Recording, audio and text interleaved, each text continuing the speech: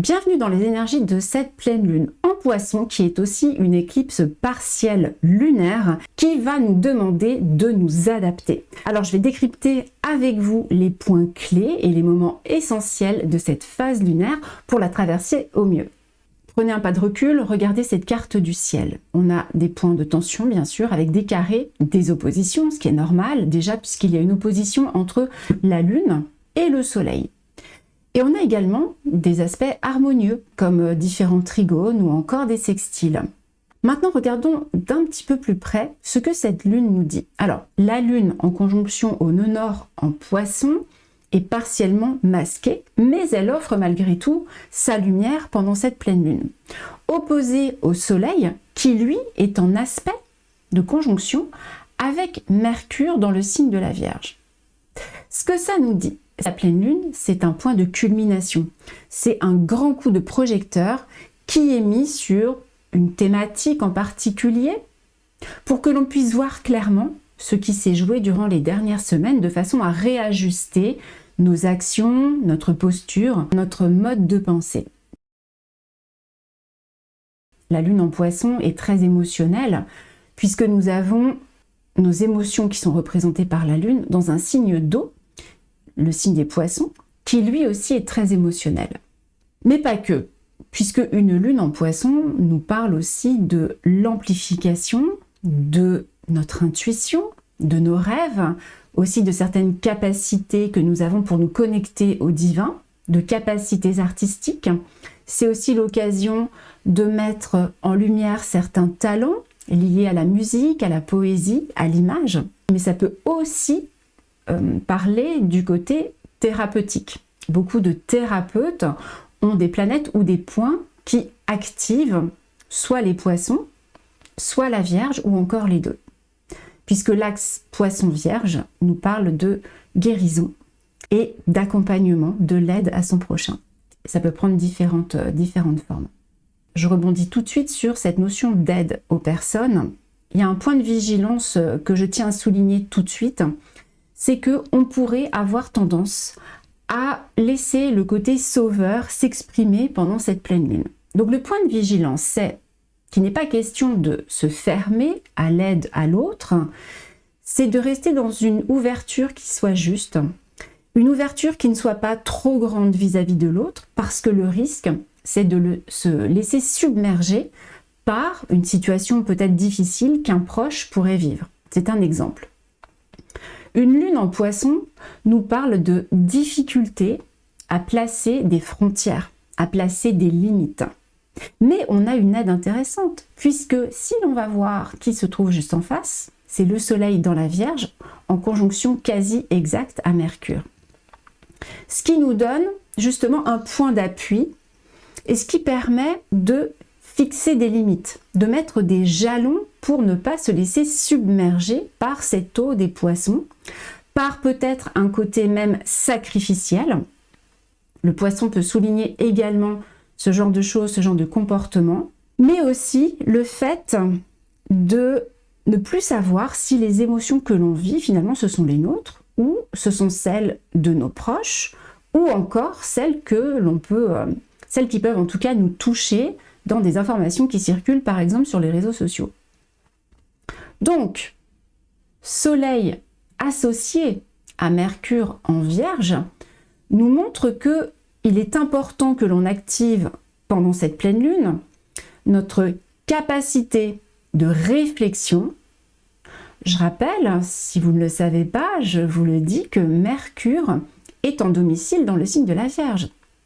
Il se sent donc très bien. Il y a la lune en Poisson qui peut être dans tous ses états, dans toutes ses émotions, mais n'oublions pas le Soleil et Mercure qui nous disent « tu as les capacités pour prendre suffisamment de recul, pour avoir une vision panoramique de la situation et faire le tri dans ce qui nous appartient et ce qui ne nous appartient pas. Est-ce que cette émotion m'appartient, oui ou non? Que ce soit oui ou non, qu'est-ce que j'en fais? Comment est-ce que j'analyse mes propres émotions pour en faire finalement une matière à travailler, une matière à comprendre? D'un côté, nous avons notre lune ici qui s'oppose au soleil, On est sur ce fil rouge de tension. L'idée n'est pas de favoriser uniquement le soleil ou de favoriser uniquement la lune, mais de comprendre comment on peut trouver l'équilibre entre ces deux pôles. Cette pleine lune est aussi une éclipse partielle. Nous avons donc l'opportunité de pouvoir enfin, si ça n'a pas encore été fait, travailler justement sur qu'est-ce qui m'appartient, qu'est-ce qui ne m'appartient pas, qu'est-ce que je décide enfin de laisser partir, de couper. Cette notion de couper, justement, elle est aussi présente avec Mars ici dans le signe du Cancer, qui se trouve en trigone à la Lune. Donc c'est un soutien. Mars, c'est le chevalier qui a son épée, justement, son épée qui permet de couper. On a donc une bonne alliance, finalement, entre ce Mars et cette Lune. Mars qui vient dire, regarde ma très chère Lune, l'énergie que tu souhaites mettre dans une action humanitaire, dans une action qui va permettre d'aider l'autre, de soutenir l'autre, doit être juste, doit être alignée telle l'épée. Mais on a aussi, vous l'avez peut-être remarqué, Uranus en Gémeaux qui est en carré à la Lune. Donc ici, il pourrait y avoir une forme d'hésitation entre deux voies. Est-ce que je suis mon cœur, ce que je ressens vraiment et qui m'appartient, ou est-ce que je suis ce que l'autre me demande de suivre? Un service, quelqu'un qui peut aussi vous donner un conseil, soyez extrêmement vigilant sur ce qui pousse l'autre à vous donner ce conseil. Est-ce que c'est dans votre intérêt? Est-ce que c'est dans son intérêt à lui? On revient ici à ce Mercure-Soleil en Vierge, on fait le tri, d'accord? Uranus en carré avec la Lune peut aussi provoquer une certaine forme de nervosité. Donc l'idée ici, c'est vraiment de prendre un temps pour se poser. Les personnes qui sont près de la mer, justement, ce qu'on peut conseiller, c'est d'aller prendre l'air, d'aller mettre les pieds dans l'eau et puis de profiter finalement d'un temps de relaxation, un temps de pause si le système nerveux est beaucoup trop sollicité. Uranus en carré avec la Lune pourra aussi provoquer certaines confrontations, notamment avec des proches. Mais c'est une confrontation qu'il faut voir comme un moment d'évolution. Je le rappelle, on est en éclipse. Ce moment d'évolution, même si ça peut un petit peu être difficile, si la tension peut être désagréable, je rappelle que Mars soutient la Lune. On voit, si on reprend Mars, Uranus, qui sont tous les deux en aspect avec la Lune, que même dans un aspect de tension, il y a vraiment quelque chose de bon qui va ressortir, potentiellement une guérison, parce que nous avons également la Lune qui est soutenue par ce sextile à Chiron. Chiron qui est à 0 degré du Taureau. Il pourrait même y avoir pendant cette pleine Lune une mise au clair sur des papiers liés à un héritage, liés à l'immobilier. Donc quand je parle de guérison, ça peut être une guérison, en tout cas une solution sur l'immobilier qui vient toucher un héritage, un patrimoine, des biens, mais aussi la santé émotionnelle, la santé psychique, mais aussi corporelle, puisque Chiron se trouve dans le signe du Taureau. Et ça peut également être financier. Pour vous accompagner dans ces solutions, dans ces guérisons qui s'annoncent durant cette pleine lune, vous pouvez vous appuyer sur mon guide lunaire disponible lorsque vous vous inscrivez à mes lettres célestes. Je vous mets le lien en description. Dans cette idée de trouver une solution, de voir une situation se régler au niveau du patrimoine, au niveau des finances, on a un autre point qui nous en parle, c'est Saturne, ici en Bélier, qui vient s'opposer à Vénus. Une situation, une affaire, ça peut être administratif, mais aussi relationnel, parler par exemple d'un mariage qui se termine, où justement les biens vont devoir être redistribués. Donc pour les personnes qui se trouvent dans cette situation de divorce par exemple, de séparation, il conviendra vraiment de poser des limites, de poser clairement vos besoins et de poser sur la table ce qui est juste, non seulement pour vous, mais aussi pour l'autre, on va dire la partie adverse. Si c'est un partenaire d'affaires, les conseils sont aussi bien sûr valables. Vous pouvez transposer ces conseils à la situation qui vous concerne bien évidemment. Saturne est en carré à Mars. Donc Saturne vient quelque part mettre de l'ordre dans les actions de Mars qui pourraient avoir tendance à vouloir peut-être lâcher du lest ou se dire tant pis, je ne vais pas demander ma part, tant pis, même si ce n'est pas juste. Saturne, lui, il veut que les choses soient justes.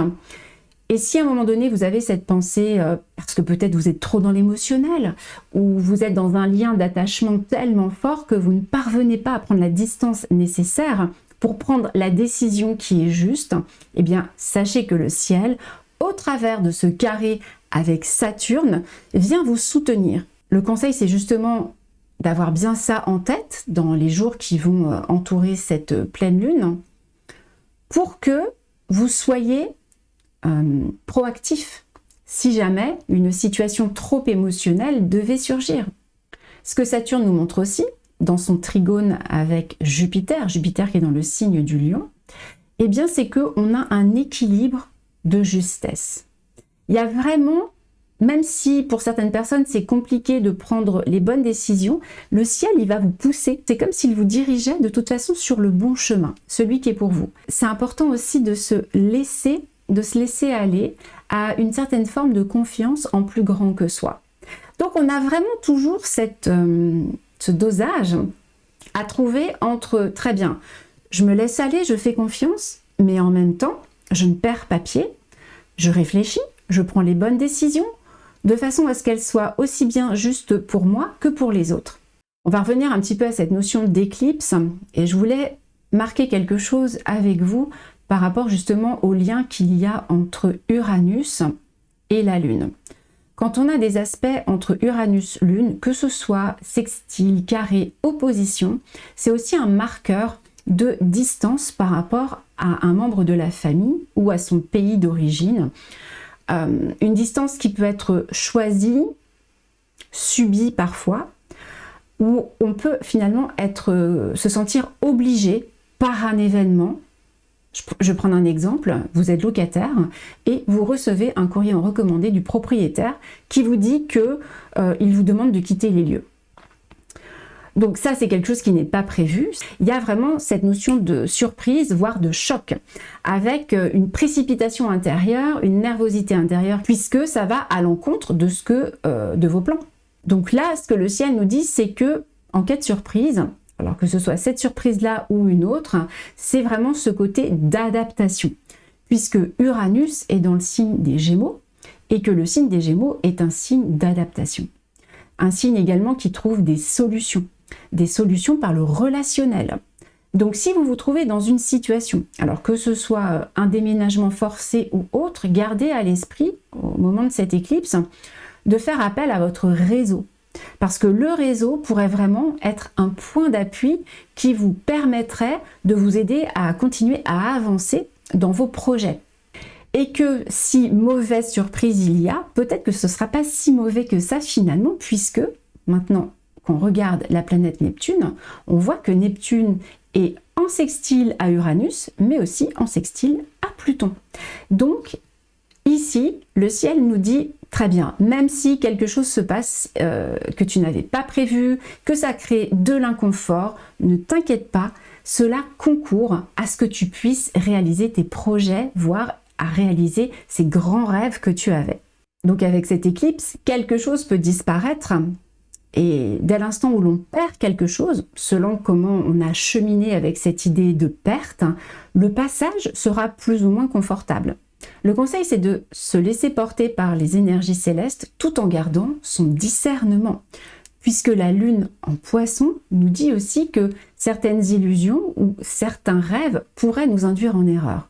La question que vous pourriez vous poser pendant cette pleine Lune, c'est qu'est-ce qui m'appartient, qu'est-ce qui ne m'appartient pas? Qu'est-ce que je conserve parce que c'est bon pour moi?